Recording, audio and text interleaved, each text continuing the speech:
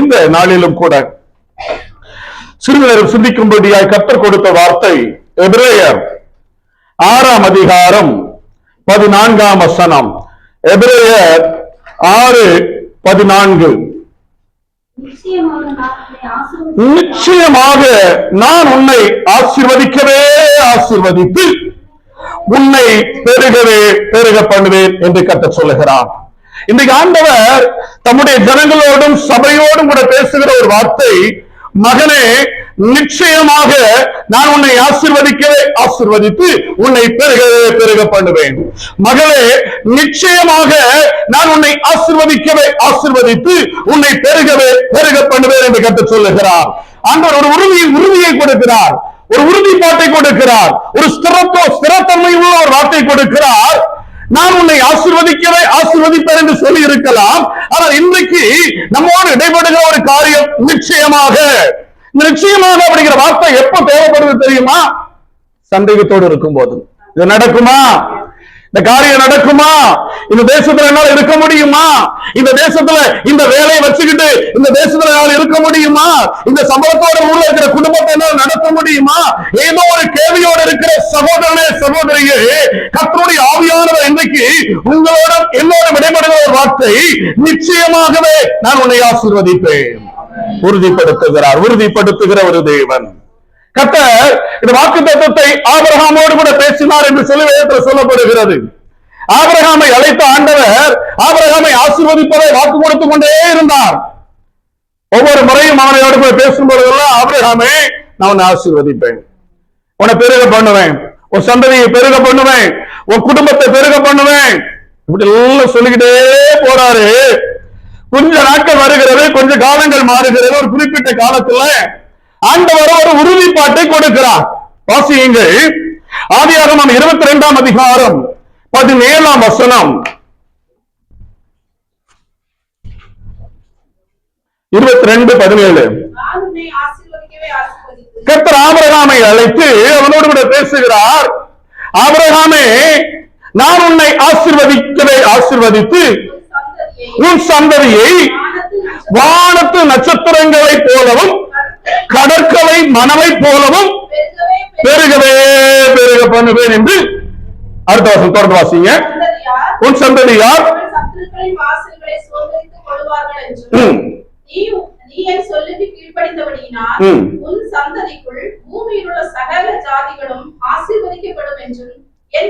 என் பேரில் ஆணையிட்டேன். அல்லேலூயா. இதுதான் மிக முக்கியமான ஒரு காரியம். இது ஒரு சம்பவம் நடக்கிறது. ஆபிரகாமோடு ஆண்டவர் பேசுகிறார். உன்னுடைய மகனை அழைத்துக் கொண்டு, ஒரே மகனை அழைத்துக் கொண்டு நான் காண்பிக்கிற தேசத்துக்கு போய் இடத்துக்கு போய் அந்த மலைக்கு போய் அவனுக்கு தகன பலியா எடு, தகன பலி இடு சொல்லிட்டாரு. இவனும் ஒரே பையன், 100 வயசுல பெத்த பையனை அழகா கூட்டிட்டு போறான். அப்பா மனசு கரையிற மாதிரி பையன் கேட்கிறான், அப்பா விறகும் கட்டையும் எங்க இருக்கிறது, விறகும் நெருப்பும் எங்க இருக்கிறது, தகன பலிக்கு ஆடு எங்கே? அப்ப ஒரு மனசுல ஒரு பெரிய பாரம் வந்திருக்கும். ஆனால் அதெல்லாம் காட்டிக்கிடாம அவர் சொல்றாரு, கர்த்தர் பார்த்துக் கொள்வார். தகன பலிக்கான ஆடு கர்த்தர் பார்த்துக் கொள்வார். மேல போயிட்டாங்க. அவனை அப்படியே கையெல்லாம் கட்டி அந்த கட்டையெல்லாம் அடுக்கி அதுக்கு மேல விறகுக்கு மேல படுக்க வச்சாச்சு. படுக்க வைத்துக் கொண்டு கத்தியை ஓங்குகிறார். ஆபிரகாம் தன்னுடைய மகனை, சொந்த மகனை வெட்டுவதற்காக, பலியிடுவதற்காக கத்தியை ஓங்குகிறார். ஓங்குகிற பொழுது தேவன் அவனை தடுக்கிறார். ஆபிரகாமே உன் மகன் மேல் கையை போடாதே, கத்தியை போடாதே நிறுத்தம் சொல்லி நிப்பாட்டிட்டார். அது முதல் தகவல் சொல்லி முடிச்சாச்சு. இப்போ அந்த பையனை எடுத்து அதற்கு அங்கே தயாராய் கர்த்தர் வைத்திருந்த ஒரு ஆட்டை அதே இடத்துல பலியிடுகிறான். பலியிட்டு முடித்தாயிற்று. அந்த இடத்திற்கு யெகோவா என்கிற பெயரையும் வைக்கிறார். வைத்துவிட்டு முடித்த பின்பு 2ஆம் தரம் வேதம் சொல்லுகிறது, 2ஆம் தரம் தேவன் ஆபிரகாமை நோக்கி கூப்பிடுகிறார். கூப்பிட்டு அந்த வார்த்தை சொல்றார், ஆபிரகாமே ஒரு பையனை நீ பலியிட துணிஞ்சிட்ட, எனக்காக என்னுடைய வார்த்தைக்கு கீழ்ப்படிந்து நீ செய்வதற்கு ஆயத்தமாய் இருந்தாய். எனவே உன்னுடைய சந்ததியை, உன் சந்ததியை வானத்து நட்சத்திரத்தை போலவும் கடற்கரை மணலை போல பெருக பண்ணுவேன், நான் ஆசீர்வதிப்பேன் சொல்லி சொல்றாரு. இதை என் பேரில் ஆணையிட்டேன் என்று ஆண்டவர் சொன்னார். அல்லேலூயா. ஆண்டவர் ஒரு உறுதியை கொடுக்கிறார். பாருங்க, கோர்ட்டு, நம்ம ஊர்ல கோர்ட்டு இருக்கும். கீழ் கோர்ட்டு ஒண்ணு வச்சிருப்பாங்க, லோக்கல்ல இருக்கும். அடுத்து மாவட்ட அளவிலான ஒரு கோர்ட்டு, அதற்கு அடுத்து கிளை உயர் நீதிமன்றம் சொல்லுவோம், உயர் நீதிமன்றம், உச்ச நீதிமன்றம் அப்படிலாம் போகும், சுப்ரீம் கோர்ட் வரைக்கும் போயிடும். அதுக்கு பிறகு ஜனாதிபதி கிட்ட ஒரு மனு கொடுக்கலாம். அதுக்கு பிறகு ஒண்ணும் செய்ய முடியாது. அதுக்கு பிறகு ஒண்ணும் செய்ய முடியாது. கடைசிக்கு பிறகு ஒண்ணும் செய்ய முடியாது. இப்போ கர்த்தர் சொல்றாரு, என் பேர்ல ஆணையிட்டாச்சு, அது உறுதிப்படும். என் பேர்ல ஆணையிட்டு இருக்கிற அந்த காரியத்தை நான் உறுதிப்படுத்துவேன் என்று சொல்லி ஒரு உறுதியாக்கும் விதமாய் சொல்லுகிறார். அதைத்தான் எபிரேயர் 6:16 பவுல் அருமையா எழுதும் பொழுது நிச்சயமாக அப்படிங்கிற வார்த்தை சேர்க்கிறார். நிச்சயமாக நான் உன்னை ஆசீர்வதிப்பேன், நிச்சயமாக உன்னை பெருக பண்ணுவேன். இந்த வார்த்தை எதனால் வந்தது? அவர் பேரில் ஆணையிட்டு விட்டார். இந்த ஆபிரகாமோடு கூட கர்த்தர் இந்த வார்த்தையை ஒரு முறை மாத்திரம் சொல்லல. ஆதியாகமம் 12ஆம் அதிகாரத்திலே 2ஆம் வசனம் 3ஆம் வசனத்திலே கர்த்தர் ஆபிரகாமை அழைத்து ஆபிரகாம் அந்த வார்த்தைக்கு கீழ்ப்படிந்து கர்த்தருடைய வார்த்தைக்கு நேராக புறப்பட்டு போற பொழுது கர்த்தர் ஆபிரகாமோடு பேசுகிறார். ஆபிரகாமே, அவனை பெரிய ஜாதியாக்குவேன், அவனை ஆசீர்வதிப்பேன்.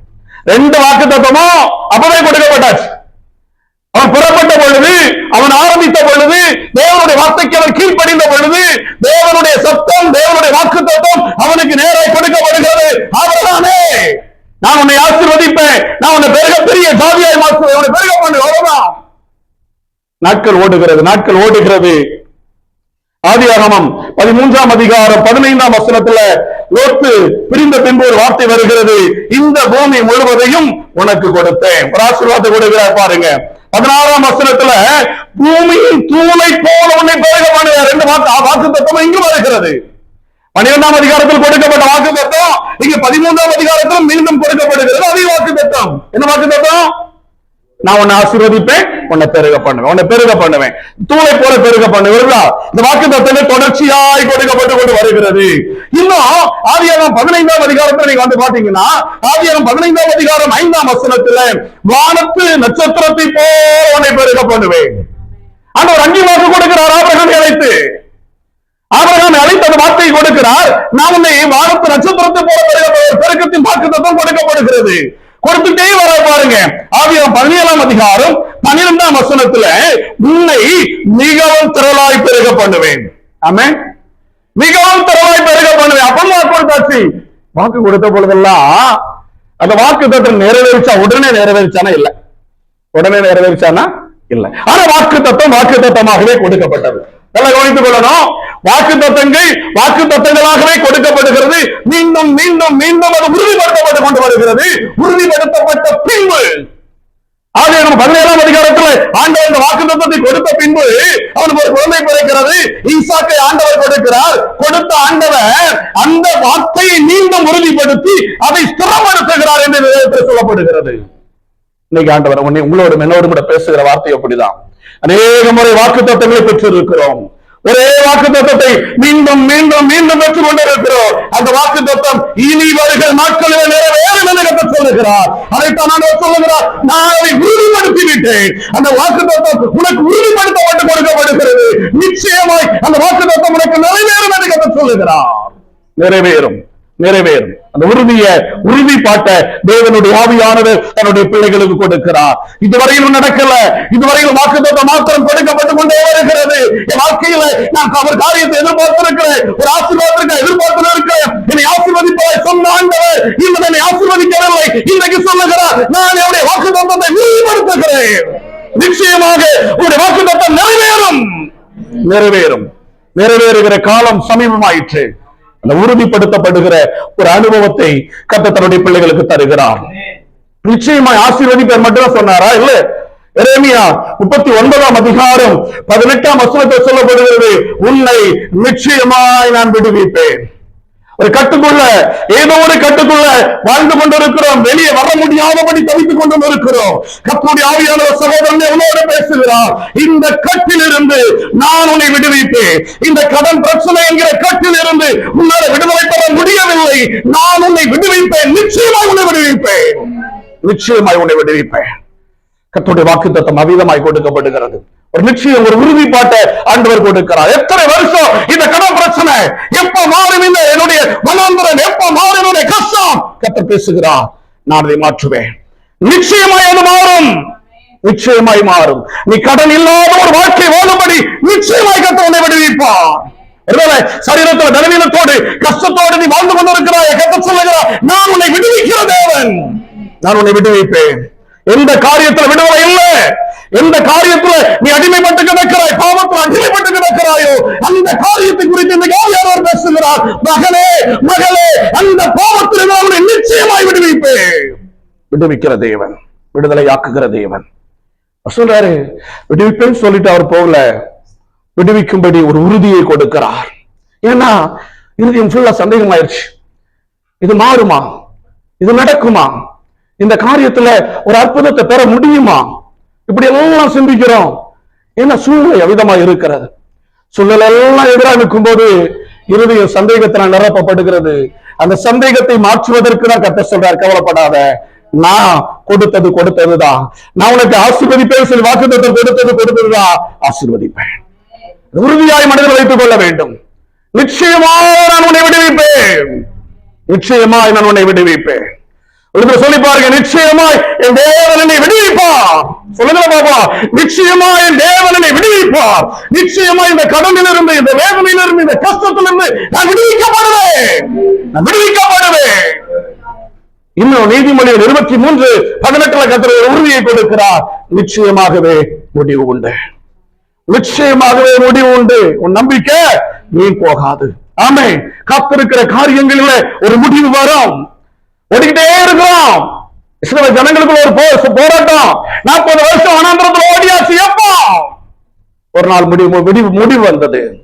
430 வருஷம் அடிமைகளாய் அடிமைப்பட்டு கண்ணீரோடும் வேதனையோடும் எகிப்தில் புலம்பிக் கொண்டிருந்தார்கள். பெருமூச்சு விட்டு பல்பார் சொல்லுகிறது, வேதம் சொல்லுகிறது, அதற்கும் ஒரு முடிவு வந்தது, அதற்கும் ஒரு முடிவு வந்தது.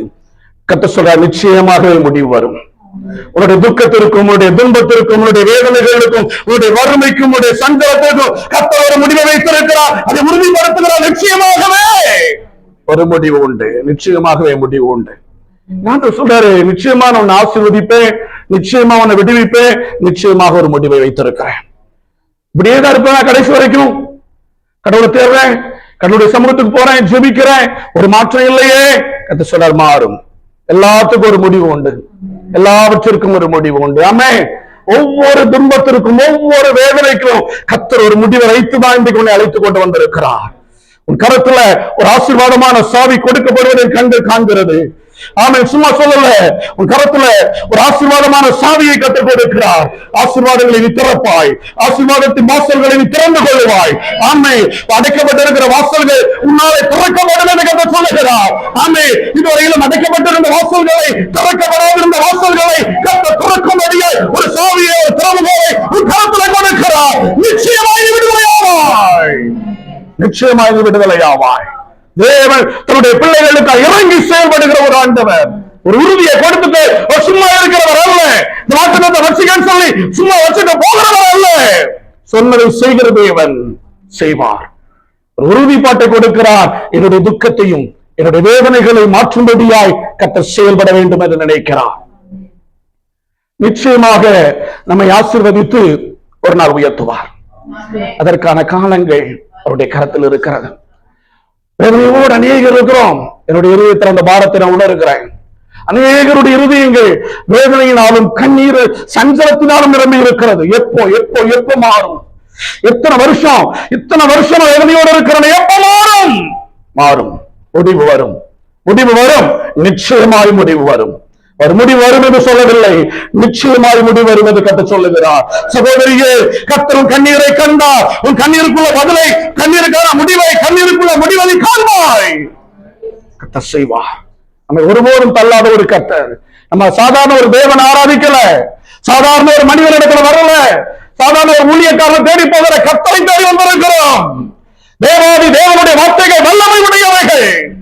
மரித்தவனையும் உயிரோடு கூட எழுப்பி வந்த தேவனுடைய வார்த்தை சொல்லுகிறது.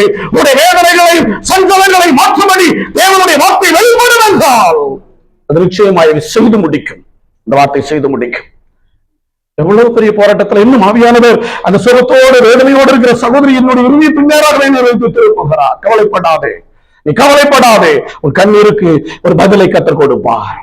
கர்த்தருடைய கண்ணீருக்கான பதிலை கொடுத்து நம்மை ஆசீர்வதிக்க ஒரு தேவன், நம்ம உயர்த்துகிற ஒரு தேவன். நிச்சயமாக நான் உன்னை ஆசீர்வதிப்பேன். எப்ப ஆசீர்வதிக்கிறார்? எப்படி ஆசீர்வதிக்கிறார்? கர்த்தர் சொன்னா செய்வார். மறுபடியும் நான் சொல்லுகிறேன், கர்த்தர் சொன்னாரா செய்வார். ஆமென். அந்த விசுவாசம் நமக்குள்ள எப்பவும் இருக்கணும். எப்படி செய்வார்னா கேட்கக்கூடாது, செய்வார், அவ்வளவுதான். இது ஒரு கணக்கு சொல்ல கண்மூடித்தனமான விசுவாசம். அதுதான் எங்க விசுவாசம். அதுதான் எங்க ஆண்டவர் மேல கண்மூடித்தனமா தான் விசுவாசம் வைப்போம்.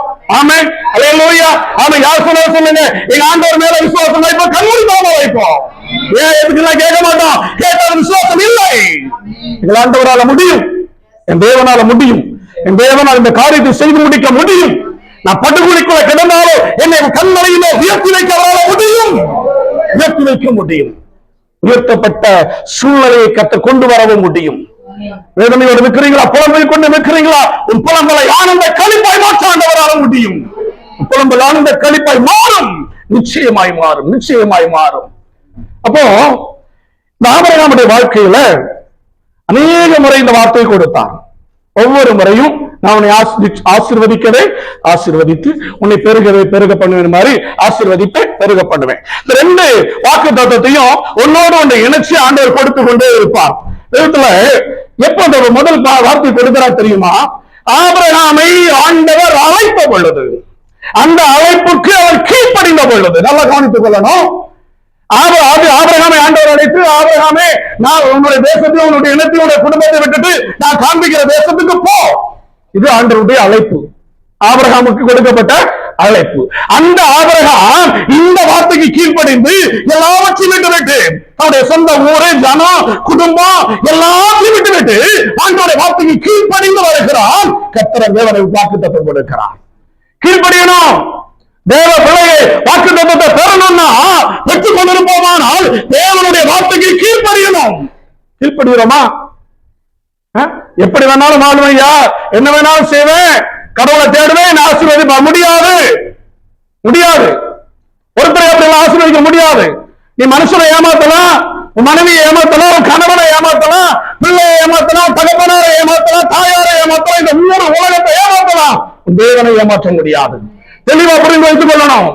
கர்த்தர் எல்லாவற்றையும் பார்க்கிறார், எல்லாவற்றையும் பார்க்கிறார். அதனால தான் சொல்றாரு, நீ கீழ்ப்படுகிற பொழுது, தேவனுடைய வார்த்தைக்கு கீழ்ப்படுகிற பொழுது கர்த்தர் சொல்லுவாரு, நான் உன்னை ஆசீர்வதிப்பேன், நான் உன்னை பெருக பண்ணுவேன், நான் உன்னை ஆசீர்வதித்து உன்னை பெருக பண்ணுவேன் ஆண்டவர் சொல்லிடுவார். கீழ்ப்படிந்து இருக்கிறோமா? கீழ்ப்படியாத காரியங்கள் ஏதாவது இருக்குதா? விட்டு கொடுங்க. என்னால முடியாத ஆண்டவரே, என்னால முடியல, என்ன என்ன எதனால விழுந்து கிடக்க எனக்கு தெரியல, என்னுடைய தவறுகளை உணர்த்தி கீழ்ப்படுகிற இருதயத்தை தாரும். கீழ்ப்படுகிற இருதயம் பிள்ளைகளுக்கும் தேவை, எல்லோருக்கும் தேவை, எல்லாருக்கும் நமக்கு தேவை. ஆண்டவருக்கு கீழ்ப்படியணும். அப்படிப்பட்ட ஒரு இருதயம் நமக்கு வேணும். அப்படிப்பட்ட இருதயம் உள்ளவர்களாய் கர்த்தர் மாற்றணும். நம்முடைய பிள்ளைகளை மாற்றணும், நம்முடைய குடும்பத்தை மாற்றணும், சபையை மாற்றணும். கீழ்ப்படிந்த ஆபிரகாமை கர்த்தர் ஆசீர்வதித்தார், அவனை பெருக பண்ணுவேன் என்று வாக்குத்தத்தம் கொடுத்தார். இரண்டாவது, ஆதியாகமம் 13ஆம் அதிகாரத்திற்கு வரும் பொழுது, லோத்து ஆபிரகாமை விட்டு பிரிந்த பின்பு, வேதம் சொல்லுகிறது, லோத்து ஆபிரகாமை விட்டு பிரிந்த பின்பு, யார் லோத்து? அவர் கூடயே வந்தவர். ஆபிரகாம் அழைத்து வந்தவர், ஆபிரகாமோடு கூட இருந்தவர், அவருடைய சொந்த சகோதரனுடைய மகன், சொந்த சகோதரனுடைய மகன் கூடயே தான் வர்றார். அவருடைய ஆசீர்வாதம், அவர் தம்பியுடைய சொத்தலை எல்லாம் சேர்ந்துதான் வராங்க. ரெண்டு குடும்பமும் அந்த மாதிரி வர்றாங்க. சகோதரர் இறந்து விட்டான். சகோதரனுடைய பையனை கையிலேயே காடியனா பிடிச்சு கூட்டு வந்துட்டு இருக்கிறார். இவர்தான் காடியன், இவர்தான் எல்லாமே பொறுப்பு. இப்ப இவங்களுக்குள்ள பிரச்சனை வருது, இவங்களுக்குள்ள கூட இருந்தவங்களுக்குள்ளே பிரச்சனை வருது. பிரச்சனை வந்த பொழுது ஆபிரகாம் லோத்தை அழைத்து, நாம் ரெண்டு பேரும் சகோதரர்கள், நமக்குள்ள வாக்குவாதம் வேண்டாம், நீ கிழக்க போற, நான் மேற்க போறேன், வடக்க போற, தெற்க போறேன், நீ எங்க போற, அந்த மகனை வரல போட்டார். விட்டு கொடுக்கிறார், விட்டு கொடுத்தார். ஆபிரகாம் விட்டு கொடுத்த பின்பு, வேதம் சொல்லுகிறது, லோத்துவை விட்டு பிரிந்த பின்பு, அது 13ஆம் அதிகாரத்தில் சொல்லப்படுகிறது. ஆபிரகாம் லோத்தை விட்டு பிரிந்த பின்பு கர்த்தர் ஆபிரகாமை அழைத்து, இந்த பூமி முழுவதும் உனக்கு சொந்தமாக தருவதை ஆசீர்வாதத்தை கொடுத்து உன் சந்ததியை பெருக தூளை போல பெருக பண்ண வேண்டும் வாக்குத்தத்தம் பண்ணுகிறார். அல்லேலூயா. அல்லேலூயா. விட்டு கொடு, விட்டு கொடு, தேவனுடைய பிள்ளைகள் விட்டு கொடுங்க. ஒரு சில லோத்துவை வச்சுக்கிட்டு கர்த்தர் ஆசீர்வதிக்க முடியாது. நல்லா கவனிச்சுக்கிடணும். லோத்து நம்ம கூட இருக்கிற வரைக்கும் ஆசீர்வாதம் கிடையாது. இந்த லோத்துல பக்கத்துல வச்சுக்கிட்டு கர்த்தர் வாக்குத்தத்தத்தை கொடுக்க முடியல. அந்த வாக்குத்தத்தம் நிறைவேறணும்னா லோத்து வெளியே போகணும், லோத்து பிரிஞ்சு போகணும். அப்ப கர்த்தர் ஒரு வாசலை உருவாக்குற வழியை உருவாக்குறாரு. லோத்துல கேட்கிறான், சண்டை போட்டு அவரே தேர்ந்தெடுத்து போய்விட்டார். நல்ல கவனிங்க, இங்க ஆபிரகாம் லோத்துவை பிரித்து விடவில்லை, லோத்து பிரிந்து விட்டு போனார். புரிந்து கொள்ளணும். அப்ப ஒரு சில காரியங்கள், ஒரு சில நபர்கள், ஒரு சில குடும்பங்கள், ஒரு சில வேலைகளை நம்ம விட்டு பிரிந்து போவாங்க, பிரிந்து போகட்டும். ஆமென். கர்த்தர் பிரித்தால் பிசாசு பிரிப்பான். புரிந்து கொள்ளணும். ஒரு சில காரியங்கள்ல இந்த லோத்துவை போல பிரிந்து போக நினைக்கிறவர்கள் பிரிந்து போன பின்பு கர்த்தர் ஆபிரகாமை அழைத்து அவனை ஆசீர்வதித்தார். ஆமென்.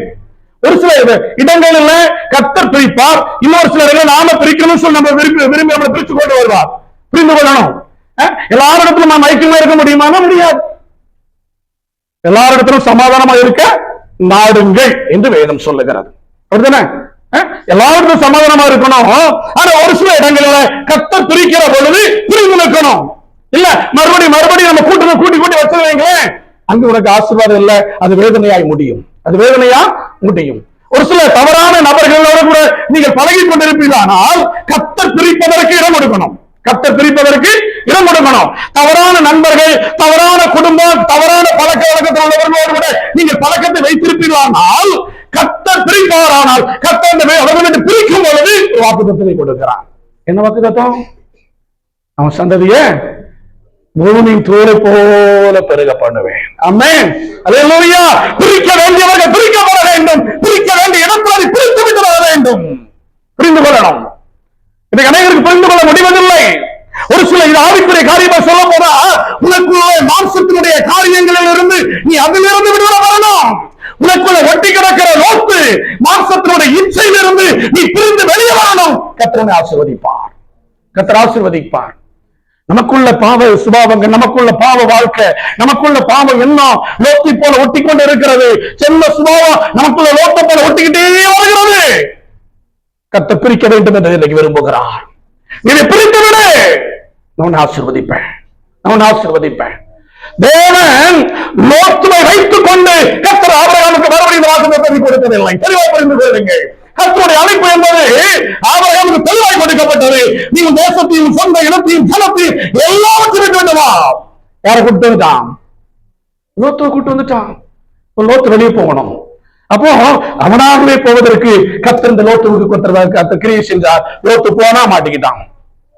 லோத்து போய் மாட்டிக்கொண்டா, வெளியே போய் மாட்டியாச்சு. அவருடைய சந்ததியே ஒரு ஆசீர்வாதம் இல்லாத ஒரு சபிக்கப்பட்ட சந்ததியை மாறி போகிறதற்கு அவன் காரணமாக மாறுகிறான். தேவ பிள்ளைகள் ஜாக்கிரதை இருக்கணும். சேர்றவங்க கிட்ட சேரணும், விடுறவங்க கிட்ட விடணும். இல்லைன்னா என்னைக்காவது முட்டிக்கிட்டு போய் எங்கேயாவது போய் முட்டிக்கிட்டு போம். கர்த்தருடைய ஆசீர்வாதத்தை சுதந்திரிக்க முடியாது, கர்த்தருடைய நன்மைகளை சுதந்திரிக்க முடியாது. தெளிவா புரிந்து கொள்ளணும். இந்த விஷயத்துல ஞானமா இருக்கணும். கர்த்தருடைய ஆசீர்வதித்தார். ஆதியாகமம் 15ஆம் அதிகாரத்துக்கு வரும் பொழுது வானத்தில் நட்சத்திரத்தை போல பெருக பண்ணுவார் அப்படின்னா, வானத்து நட்சத்திரம் என்ன முடியாது அளவிற்கு உன்னை பெருக பண்ணுவேன் அப்படின்னு சொல்லிட்டாரு. அதே வாக்குத்தத்தம் தான். நல்லா புரிந்து கொள்ளுங்க. பூமியின் தூளை எண்ண முடியாது, வானத்து நட்சத்திரத்தை எண்ண முடியாது, அடுத்து சொல்ற கடற்கரை மணலை எண்ண முடியாது. எண்ண முடியாத அளவிற்கு நம்மை ஆசீர்வதிப்பேன். இதுதான் தேவனுடைய வாக்குத்தத்தம். ஆமென். புரிந்து கொள்ளுங்க. கர்த்தருடைய ஆசீர்வாதம் வாக்குத்தத்தமா இப்படி கொடுக்கப்படுகிறது. எப்ப தெரியுமா? லோத்துவுக்கு உதவி செய்த பின்பு 15ஆம் அதிகாரம் 1ஆம் வசனத்தில் சொல்லப்படுகிறது. ஆதியாகமத்தில் இந்த காரியங்கள் நடந்த பின்பு, எந்த காரியம்? 14ஆவது அதிகாரம் சொல்லப்பட்ட காரியம். 14ஆவது அதிகாரம் என்ன சொல்லப்பட்டிருக்கிறது? தன்னை விட்டு பிரிந்து போன லோத்துவுடைய குடும்பம் சிறைப்பிடிக்கப்பட்டு போனது. சிறைப்பிடிக்கப்பட்டு போன லோத்துவின் குடும்பத்தை காப்பாற்றுவதற்காக ஆபிரகாம் அவரோடு கூட இருந்த ஜனங்கள் எல்லாம் புறப்பட்டு போகிறார்கள். புறப்பட்டு போய் இந்த லோத்துவை விடுவிக்கிறார்கள். விடுவித்த பின்பு இந்த காரியங்கள் நடந்த பின்பு, இந்த காரியம் மற்றவர்களுக்கு உதவி செய்த பின்பு அவன் தன்னை விட்டு பிரிஞ்சு போயிட்டான். சொந்த சகோதரருடைய பையன் தான், அவன் தான் பிரிஞ்சு போனான். ஆனா அவனுக்கு ஒரு பிரச்சனை வந்த பொழுது, நல்லா கவனிக்கணும், அவனுக்கு ஒரு பிரச்சனை வந்த பொழுது இவன் நிற்கிறான். சண்டையே போட்டு பழக்கம் இல்லாத வீட்டுல உள்ளவங்களுக்கு எல்லாம் கம்பெனி அறுவாள் கொடுத்து அந்த புறப்பட்டு போய் சண்டை போட்டு ஜெயிச்சு அந்த சகோதரனை விடுதலையாக்கி எல்லாத்தையும் அந்த இடத்துல கொண்டு சேஃபா கொண்டு வந்து விட்டுட்டு வர்றான். இந்த மனசு நமக்கு வேணும். நல்லா புரிந்து கொள்ளுங்க. கர்த்தருடைய பிள்ளைகளாகி நீங்களும் நானும், நான் அடிக்கடி சொல்லுவேன், சொந்த குடும்பத்தை மறக்க கூடாது. அது ஆசீர்வாதம் இல்ல.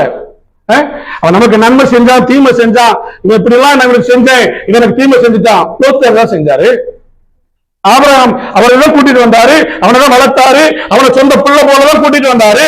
ஆனா ஆபிரகாமுடைய சமூகத்தில இருந்து லோத்து தான் பிரிந்து போனான். லோத்து தான் நல்ல இடத்தை தேடி எடுத்துக்கொண்டான். ஆபிரகாம் எடுக்க வேண்டிய முதல்ல நீங்க எடுத்துக்கிட்டு சொல்லல, அவன் பார்த்தால தெரிஞ்சு போயிட்டான். ஆனா அவனுக்கு ஒரு பிரச்சனை வந்த பொழுது, நல்ல கவனிக்கணும், அவனுக்கு ஒரு பிரச்சனை வந்த பொழுது இவன் இறைவி செயல்படுகிறவனாயிருந்தான்.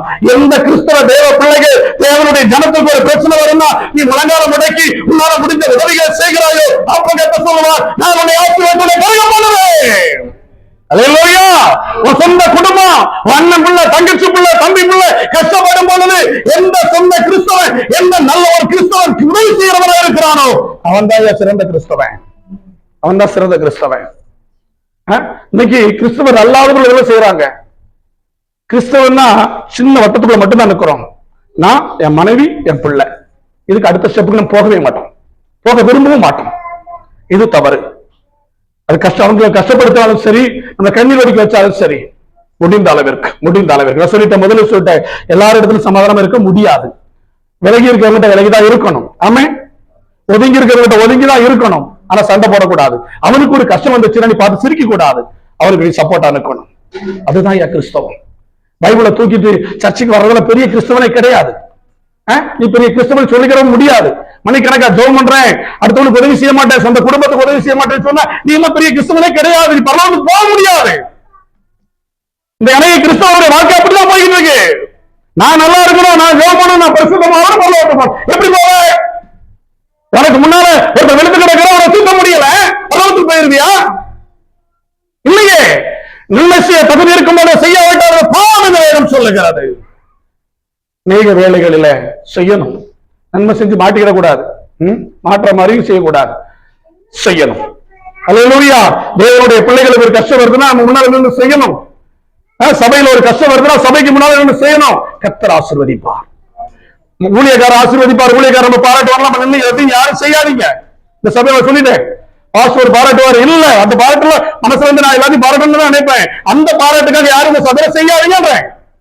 கர்த்தருக்கு செய்வார், கர்த்தர் பிரதிபலனை தருவார். ஆமென். அல்லேலூயா. கர்த்தருக்காக செஞ்ச கர்த்தர் செய்ய தரட்டும். ஊழியக்காரன் பாராட்டினா அன்னைக்கு மட்டும் சந்தோஷமா இருக்கும், ஆசீர்வாதமா மாறாது, அது பெரிய அளவுல மாறாது. கர்த்தர் பார்க்கணும், அப்படி நின்று செய்யணும். சபைக்குள்ள எந்த இடத்துல நீங்க போனா அதை செஞ்சு பாருங்களேன், கர்த்தர் உங்களை ஆசீர்வதிப்பா. நீ கிறிஸ்தவனுக்கு தெரியல, புரிந்து கொள்ளுங்க. கர்த்தர் சொல்ல ஆசீர்வதிப்பேன், உன்னை பெருக பண்ணுவேன் கர்த்தர் சொல்லுகிறார். அடுத்து பாருங்க, ஆதியாகமம் 17ஆம் அதிகாரம் 12ஆம் வசனம். ஆபிரகாமுக்கு 99 வயதான போது, நல்லா கவனிக்கணும், முதல்ல கீழ்ப்படிந்த பின்பு, இரண்டாவது லோத்தை விட்டு பிரிந்த பின்பு, மூன்றாவது இந்த காரியங்கள் நடந்த பின்பு, எந்த காரியம்? லோத்துக்கு உதவி செய்த பின்பு, நான்காவது 99 வயதான பின்பு. இது என்ன 99 வயதான பின்பு? ஆபிரகாம் 99 வயசாயிருச்சு, காத்திருக்கிறான், உள்ளதெல்லாம் சோர்ந்து போயிட்டான். அதுக்கு முன்னாள் அதிகாரத்துல பாத்தீங்கன்னா என்னுடைய இஸ்மவேல் பிழைப்பானாக அப்படின்றாரு. அந்த அளவுக்கு சோர்வு, உள்ளத்துல சோர்வு, வாரம் அவரை வாழ்த்துகிறது. ஆனாலும் காத்திருக்கிறார், என் தேவன் எனக்கு ஒரு குழந்தை பாக்கியத்தை தருவார், என் தேவன் இந்த குழந்தை பாக்கியத்தை தந்தை சந்ததியை பெருக பண்ணுவார் என்கிற நம்பிக்கையோடு இருக்கிறார். ஆனாலும் உள்ளத்துல சோர்வு. இப்படிதான் அநேகமாக சொந்த போயிடும். ஆண்டுடைய ஆலயத்துக்கு வருவோம், நமக்குள்ள ஒரு சந்தோஷம் இருக்கும், செய்தியை கேட்போம், ஒரு சந்தோஷம் தானா வரும். ஆனா எல்லாம் முடிகிற பொழுது, குறைகிற பொழுது நம்ம அறியாம ஒரு பாரம் வந்துடும். எப்படி நடப்போம், எப்படி நடத்துவேன், எப்படி இந்த சூழலை தாண்டி போவேன், நம்ம அறியாத ஒரு பாரம் நமக்குள்ள வர வர நாம் சோர்ந்து போகிறோம். இப்படி சோர்ந்திருந்த ஆபிரகாமோடு 99 வயசுல கர்த்தர் ஆபிரகாமோடு பேசுகிறார். கர்த்தர் ஆபிரகாமை அழைத்து சொல்றார் பாருங்க, 12ஆம் வசனத்துல, உன்னை மிகவும் தருவாய் பெருக பண்ணுவேன். ஆமென். அல்லேலூயா. உன்னை மிகவும் தருவாய் பெருக பண்ணுவேன். கர்த்தருடைய வார்த்தை 99 வயதுல வருகிறது. அருமையான சகோதரனே, சகோதரியே, இன்றைக்கு காத்திருந்து சோர்ந்து போறவராய் சென்று போறவராய் இருப்பாயானால் கர்த்தர் சொல்லுகிறார், உன்னை மிகவும் தருவாய் பெருக பண்ணுவேன். தருவாய் பெருக பண்ணுவேன். அடுத்து பாருங்க, இதெல்லாம் சொல்லி முடிச்சுட்டா 22வது அதிகாரத்துல மறுபடியும் சொல்றாரு, என் பேர்ல ஆணையிடுகிறேன், நிச்சயமாக உன்னை ஆசீர்வதிப்பேன். அதான் பவுல் எழுதுகிறார், நிச்சயமாக என் பேரில் என்னுடைய பேர் ஆணைன்னு சொல்றதா நிச்சயம். அத சொன்னாரு, அவரோட வேற யாரும் கிடையாது, அதனால அவர் தன் பேரில் ஆணைன்னு சொல்லுகிறார். அப்படின்னு உறுதி, இதுக்கு மேல கிடையாதுப்பா, இதுதான் கடைசி வாக்கு, இது நிச்சயமா வாக்கு நிறைவேறும், நிறைவேறும். கர்த்தர் நிறைவேற்றுகிறவன் அன்று அவனோடு கூட பேசி அந்த வாக்கு தத்தத்தை கொடுக்கிறார். கடைசியில அதுக்கு இடையில ஒரு சம்பவம் நடந்துச்சு பாருங்க. அதுதான் ஆதியாகமம் 22ஆம் அதிகாரத்தில் முதல்ல சொல்லப்படுகிறது. இவைகளுக்கு பின்பு கர்த்தர் ஆபிரகாமை சோதித்தார். கர்த்தர் ஆபிரகாமை சோதித்தார். பொல்லாங்கினால் சோதிக்கிறவர் அல்ல என்று வேதம் சொல்லுகிறது. விசுவாசத்தை சோதிக்கிறாரு. ஒரு பையனையும் கொடுத்துட்டு வாக்குத்தத்தத்தையும் கொடுத்துட்டு அவனை பலியிட ஆண்டவர் சொல்லுகிறார். நல்ல கவனிங்க, அவனை பலியிடுவதற்கு சொல்லுகிறார். ஒரு சோதனை வைக்கப்படுகிறது, சோதனை வைக்கப்படுகிறது. சில வேளைகளில் நம்முடைய விசுவாசத்தை சோதிப்பதற்கும் நம்மை சுத்த பொன்னாய் மாற்றுவதற்கும் கர்த்தர் ஒரு சில பாடுகளையும் உபத்திரவங்களையும் நம்முடைய வாழ்க்கையை அனுமதிக்கிறார். ஆமென், அல்லேலூயா. ஏன் வாழ்க்கை நடப்பது நடக்கல?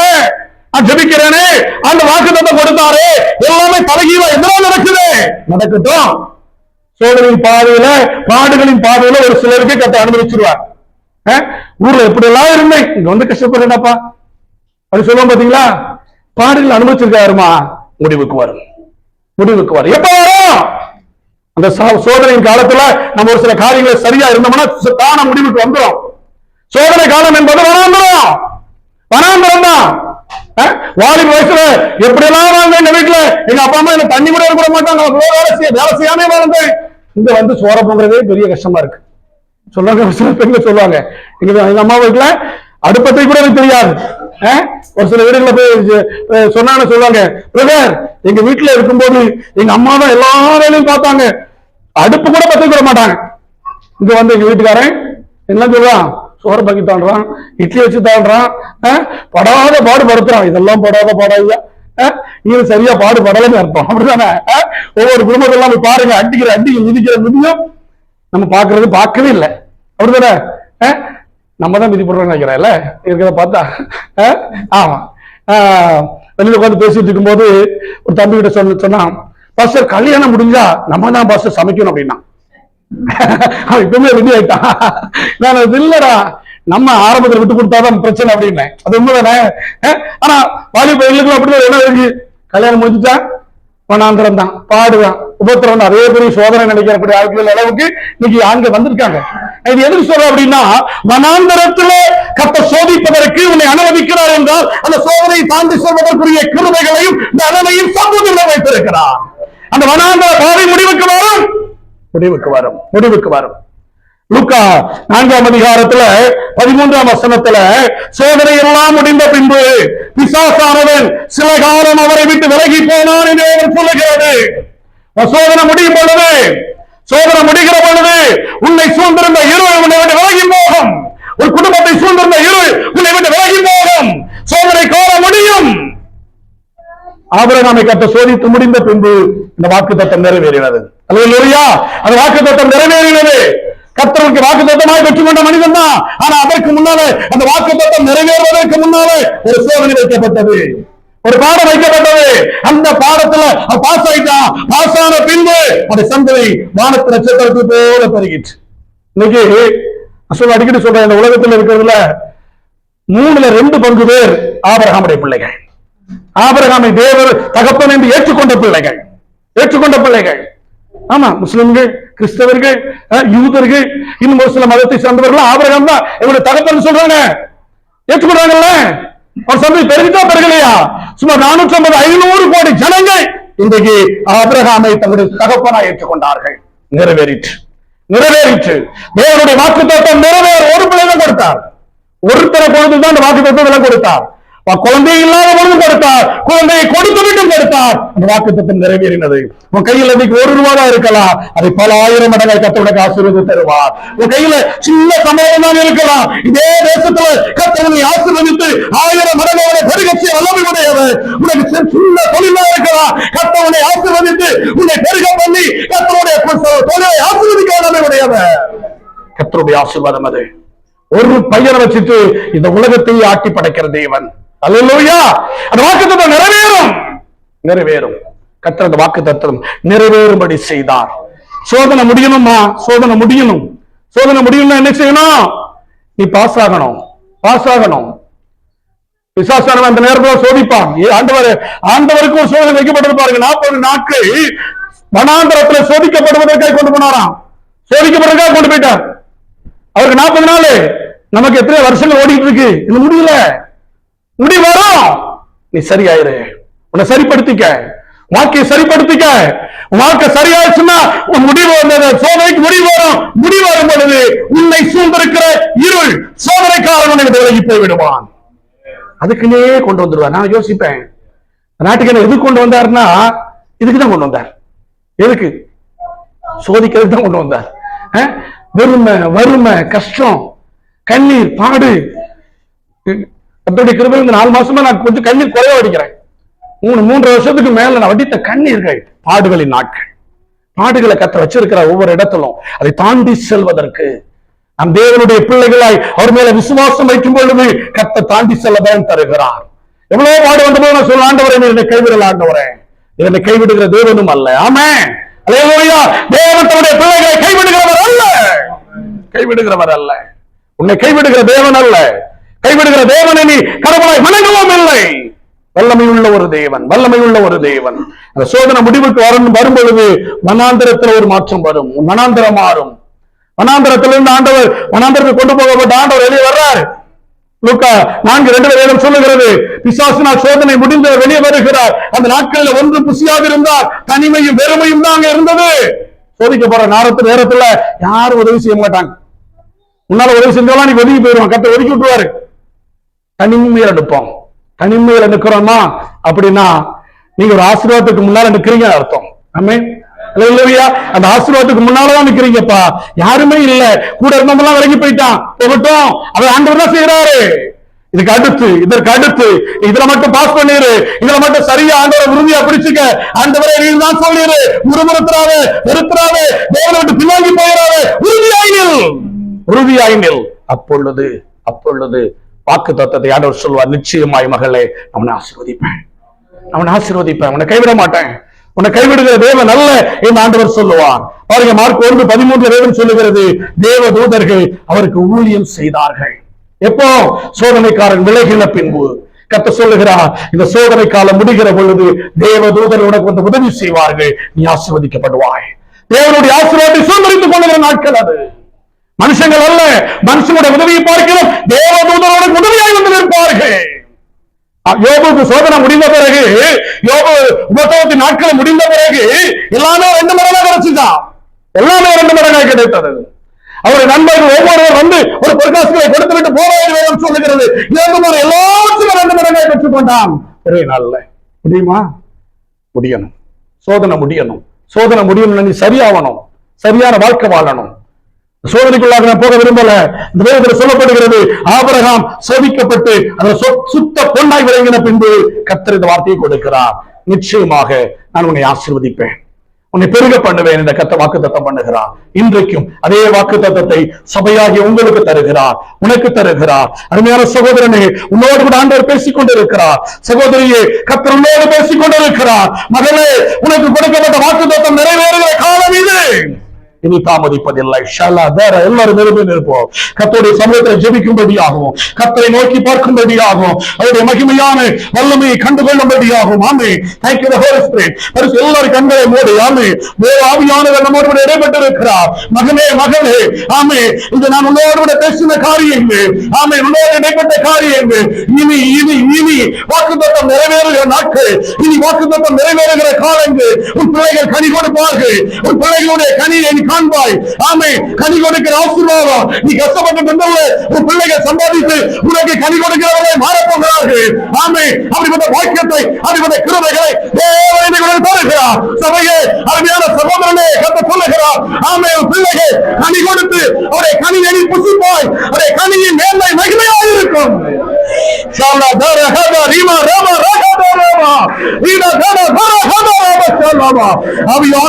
தம்முடைய கட்டுகளை, தம்முடைய கடனுடைய கட்டுகளை அழிக்கிறார். ஆமே, பரிசுத்த ஆவியானவருடைய மகிமை, பரிசுத்த வல்லமையுள்ள காலம் இந்த நாளிலே ஒவ்வொரு கட்டுகளும் நான் உன்னை விடுவிக்கிற தேவன், நான் உன்னை விடுவிக்கிற தேவன், நாமே விடுவிக்கிற கர்த்தர் நான். கர்த்தருடைய வல்லமையும் கர்த்தருடைய மகிமை விடுதலையாக்குகிறது. உங்களுடைய இருளான வாழ்க்கை இருளை விடுதலையாகிறாய், இருளை விடுதலை பெற்றுள்ளாய். கர்த்தர் சொல்லாதே, கர்த்தர் உன்னை விடுவிக்கிற கர்த்தர், உன் சந்ததியை விடுவிக்கிற கர்த்தர், உன் குடும்பத்தை விடுவிக்கிற தேவன்.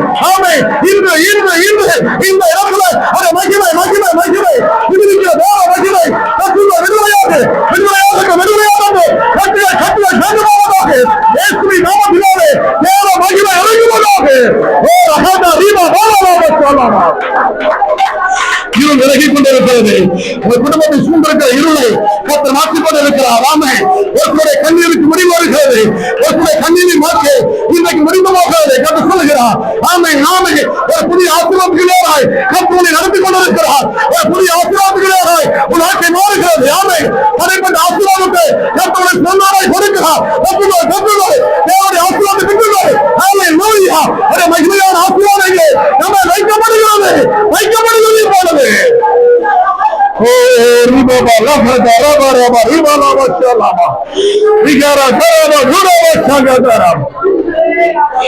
நன்றி ஆண்டவரே, நன்றி ஆண்டவரே, பரிசுத்தாவியானவரே உமக்கு ஸ்தோத்திரம். தேங்க்யூ நன்றி ஆண்டவரே. ஆண்டவரே உங்களுடைய சமூகத்தில் வந்திருக்கிற ஐயா, உங்களுடைய வீட்டின் நன்மை எனக்கு தாரும் ஆண்டவரே, உங்களுடைய வீட்டின் நன்மை எனக்கு தாரும் ஆண்டவரே. என்னை ஆசீர்வதிப்பதாய் சொல்கிறேன். உங்களுடைய வீட்டின் நன்மையினாலே நிரப்போம், உங்களுடைய வீட்டின் நன்மையினாலே நிரப்போம். ஸ்தோத்திரம். ஹல்லேலூயா. Thank you Father.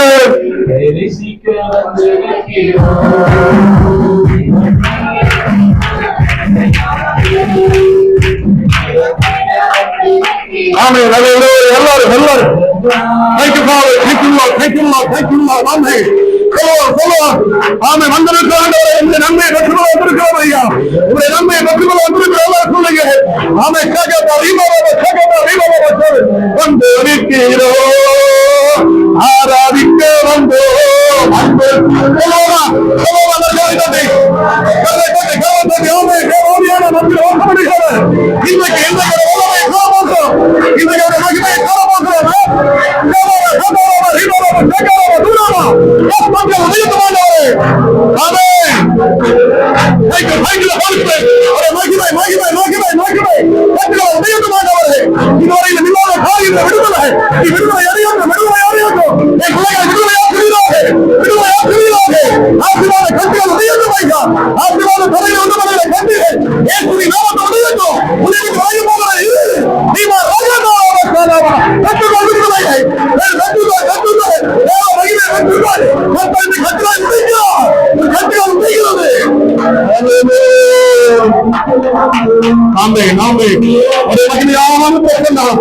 அநேகருடைய வாழ்க்கையை விடுதலை கொடுக்கிறது. அநேகருடைய வாழ்க்கையை விடுதலைக்கு நேராக நடத்துகிறது. 17 வருஷ வேதனைகளை 17 வருஷமாய் ஒரு வாழ்க்கையில் இருக்கிற வேதனைகளை 15 ஆண்டுகளை மாற்றி போடுகிறார். 17 ஆண்டுகள் நீ வேதனைகளை கழித்து வைத்தாய். கர்த்தருடைய ஆசீர்வாதம் இறங்குகிறது. கர்த்தருடைய ஆசீர்வாதத்தை சுதந்திரிக்கிற காலங்களை கர்த்தர் வைத்திருக்கிறார். நன்றி ஆண்டவரே, நன்றி ஆண்டவரே. கர்த்தருடைய மகிமையின் கரம், கர்த்தருடைய வல்லமையுள்ள கரம் இந்த நாட்களின் மத்தியில் இறங்கினவர்கள் நன்றி ஆண்டவரே. ஒவ்வொருடைய கஷ்டங்களை மாறுவதாக உனக்கு முன்பதாக வேதனைகளும் பாடுகளும் வைக்கப்பட்டிருந்தது. அந்த பாதையை நான் ஆசீர்வாதமான பாதையை மாற்றுகிறேன். விசுவாசத்தோடு மகளே, இது 2 வருஷம் அந்த பாதையில கடந்து போகும். முடிவில் நீ செழிப்பான ஒரு தோட்டத்தை காண்பாய். நீ செழிப்பான ஒரு தோட்டத்தை நிறுத்துவேன். ஒரு விசுவாச நாட்கள் 2 வருஷம். உன் விசுவாசத்தை சோதிப்பதை கற்றுக் கொடுக்கிற நாட்கள் 2 வருஷம். அந்த 2 வருஷத்துடைய முடிவில் வாக்குத்தத்தம் வாழ்க்கை நிறைவேறும். உன் பிள்ளைகளுடைய கனிகளை காண்பாய். நன்மையான இடத்துல கற்று நிறுத்துவார். மேன்மைப்படுத்துவார் வாக்குத்தத்தம் பண்ணுகிறார். மேன்மைப்படுத்துகிற அனுபவங்களையும் மேன்மைப்படுத்துகிற ஆசீர்வாதங்களையும் கர்த்தருடைய பிள்ளைகளுக்கு தருகிறார். நம்முடைய குடும்பத்துக்கு தருகிறார். உன் சந்ததிக்கு தருகிறார். உன் சந்ததியை கர்த்தர் விடுதலையாக்குகிறார். உன் பிள்ளைகள் போதிக்கப்பட்டிருப்பாக போதிக்கப்பட்டிருப்பாக அதுபோல தேவனுடைய ஆசீர்வாதம். இழந்து போனவைகளை திரும்ப தருகிற தேவன், இழந்து போனவைகளை திரும்ப தந்து ஆசீர்வதிக்கிற தேவன். இழந்து போன எல்லாவற்றையும் தாங்கப்பா. எல்லாவற்றையும் திரும்பிட்டாங்க. உனக்கு நேராய் தேவனுடைய ஆசீர்வாதத்தில் கரம் இறங்கி இருக்கிறது. ஒரு சகோதரி, உனக்கு நேராக ஒரு பட்டை மீட்டப்பட்டிருக்கிறது. அந்த பட்டை உன்னை விட்டு விளக்கப்படுவது சொல்லுகிறார். அந்த பட்டை முத்திற்கு நீ விளக்கப்படுவாய். தேவனுடைய கரம் எனக்கு துணை நிற்பதை காண்பாய். நன்றி ஆண்டவரே, நன்றி ஆண்டவரே. ஒவ்வொரு ஆசீர்வதியும் நிச்சயமாக உன்னை விடுவிப்பேன். நிச்சயமாக முடிவு உண்டு. நிச்சயமாக உன்னை ஆசீர்வதிப்பாக சொன்னீரே. வாக்குப்பட்டது எங்களுக்கு நிறைவேறட்டும் ஐயா, நிறைவேறட்டும் ஐயா. எங்க சபையில அறிவத ஆசீர்வாதங்கள் பெருகட்டும் ஆண்டவரே. நன்மைகள் பெருகட்டும் ஆண்டவரே. கிருபைகள் பெருகுவதாக. ஆத்துமாக்களை பெருக பண்ணுவீராக. ஆத்துமாக்களை பெருக பண்ணுவீராக நான் ஜெபிக்கிறேன். உன்னதத்திலிருந்து உனக்கு ஒத்தாசை வரும். வாலிப தம்பி கர்த்தர் உன்னோடு பேசுகிறார். உன்னதத்திலிருந்து உனக்கு ஒத்தாசை வரும். எதிர்பாராத நன்மைகளை நீ சுதந்திரித்துக் கொள்வாய். கர்த்தருடைய மகிமை உன்னை தொடர்ந்து நடத்தும் என்று கர்த்தர் வாக்கு பண்ணுகிறார். இஸ்ரவேலே, நீ என்னால் மறக்கப்படுவதில்லை. இஸ்ரவேலே, நீ என்னால் மறக்கப்படுவதில்லை. இஸ்ரவேலே, உன் பிள்ளைகள் என்னால் மறக்கப்படுவதில்லை என்று கர்த்தர் சொல்கிறார். பலவீனப்பட்ட பிள்ளைகளை தொடுவீராக. இயேசுவின் நாமத்தினாலே சுகமும் விடுதலையும் உண்டாகட்டும் ஐயா. ஆசீர்வாதத்தின் பெருக்கம் சபையில உண்டாகட்டும். சபைக்கு வருகிற ஒவ்வொரு ஜனங்களும் ஆசீர்வதிக்கப்படட்டும். வாகனத்துக்காய் காத்திருக்கிற பிள்ளைகளுக்கு, அந்த லைசன்ஸுக்காய் காத்திருக்கிற பிள்ளைகளுக்கு, நன்மைக்காய் காத்திருக்கிற பிள்ளைகளுக்கு, வேலைக்காய் காத்திருக்கிற பிள்ளைகளுக்கு, ஆசீர்வாதங்களுக்காய் காத்திருக்கிற பிள்ளைகளுக்கு நல்ல முடிவுகள் வரட்டும் நான் ஜெபிக்கிறேன். நன்மையான காரியங்கள் நடக்கட்டும் ஐயா. சாட்சியாய் நிறுத்தும். அதுக்கு யாரும் வெறுமையை போயிடக்கூடாதுப்பா.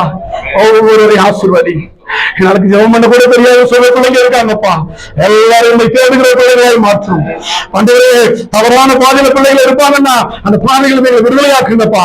எங்களை விடுவீங்க ஆண்டவரே. நாங்க விடுதலை பெறணும். நாங்க விடுதலை பெறணும். என் சபையின் ஜனங்கள் விடுதலையாக்கப்படட்டும். வராமல் தடைப்பட்ட பிள்ளைகளை ஆசீர்வதியும். ஆண்டவரே, இந்தியாவில, ஸ்ரீலங்காவில, இந்த தேசத்தில் இருக்கிற எங்கள் குடும்பங்களை, எங்கள் பிள்ளைகளை, எங்களுடைய வாழ்க்கையை, வேலைகளை, எங்கள் தொழிலை, எங்களுடைய வாகனங்களை, எங்கள் எல்லாவற்றும் கருத்தில் கொடுத்து ஜெபிக்கிறோம் ஐயா. எல்லாவற்றும் ஜெபிக்கிறோம். ஆசீர்வதியும், ஆசீர்வதியும், பாதுகாத்துக் கொள்ளும். உடைய கிருபை சூழ்ந்து கொள்ளட்டும் ஐயா. இன்றைக்கு சபையில் ஒவ்வொரு பிள்ளைகளும் நமக்கு சாட்சியாக இருக்கட்டும். நமக்கு சாட்சியாக விளங்கட்டும் நான் ஜெபிக்கிறேன். எல்லாரையும் ஆசீர்வதிப்பீராக. ஆண்டவரே, வாடகை பொருட்படுத்திக் கொண்ட சகோதர குடும்பத்தை ஆசீர்வதி. ஆண்டவரே, உமக்கு ஸ்தோத்திரம். உணவுக்காரர்களை பொருட்படுத்திக் கொண்ட குமரன் குடும்பத்தை கேட்ட ஆசீர்வதி. உங்களுடைய கர்ப்பத்தின் கனி ஆசீர்வதியும். தேவக்கரம் கூட இருக்கட்டும் ஐயா. எங்க சபையில குறைவோடு யாரும் இருக்கக்கூடாது ஆண்டவரே. குறைவோடு இருக்கிற பிள்ளைகளை நிறைவுள்ளவர்களாய் மாற்றுவீராக. நிறைவுள்ளவர்களாய் மாற்றுவீராக. நிறைவான ஆசீர்வாதத்தார் வருஷ கணக்கில் ராஜாரனுக்கு ஜெபம் பண்ணிட்டு இருக்கிறோம்ப்பா. ஒரு அற்புதத்தை செய்யுங்கப்பா. ஒரு அற்புதம் நடக்கட்டும் ஆண்டவரே. நாம் மகிமைப்படட்டும். இசைக்கரை வாசித்த பிள்ளைகள் ஆண்டவரே உமக்கு ஸ்தோத்திரம். வர்ஷிப் பண்ணின பிள்ளைகள் ஒவ்வொருவரையும் ஆசீர்வதியும். என்னால காணிக்க கொடுக்க முடியவே சொல்லி கலங்கி கொண்டிருக்கிற பிள்ளைகளுடைய கரங்களை ஆசீர்வதியும். கொடுக்கிறவர்களாய் அவர்களை உயர்த்தும் ஆண்டவரே. அவருடைய சம்பள உயர்வுகளை கொடுங்கப்பா. நீங்க ஒரு சில கம்பெனிகள்ல சம்பளம் குறைஞ்சிட்டே இருக்குப்பா. 75% தான் போட்டாங்கன்னு சொல்லுவாங்கப்பா. அந்த நிலமெல்லாம் மாறட்டும். அந்த நிலமெல்லாம் அந்த தேசத்துல மாறட்டும். நிறைவான சம்பளம் கிடைக்கட்டும் ஐயா. உயர்வான சம்பளங்கள் கொடுக்க கிருபை செய்வீராக. ஆசீர்வதியும் என்று நான் ஜெபிக்கிறேன். என் பிள்ளைகளை ஆசீர்வதியும். என் பிள்ளைகளை ஆசீர்வதியும். உடைய கிருபை சூழ்ந்து கொள்ளட்டும். தடைகளை மாற்றி போடும். வருகிற நாட்களில் நன்மையை காணவது வச்சு இந்தியா பிரயாணப்படுகிற பிள்ளைகளை பாதுகாத்துக் கொள்ளும். தேவ கிருபை சூழ்ந்து கொள்ளட்டும். இயேசுவின் ஜெபிக்கிறோம் நல்ல பிதாவே. நாத்துமாவே,